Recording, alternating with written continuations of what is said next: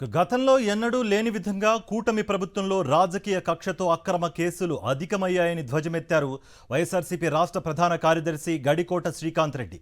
ఒక వ్యక్తిని పదే పదే ప్రజల్లో చెడ్డగా చేసేందుకు అక్రమ కేసులు పెట్టడం గత 14 నెలలుగా జరుగుతోందని ఆయన మండిపడ్డారు.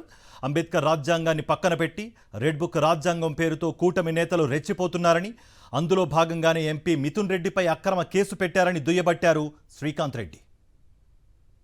ఇదే చంద్రబాబు నాయుడు గారిని ఒకటే ప్రశ్నిస్తున్నాం. నీ పైన మరి అనేకమైన కేసులను స్టే తెచ్చుకున్నాం.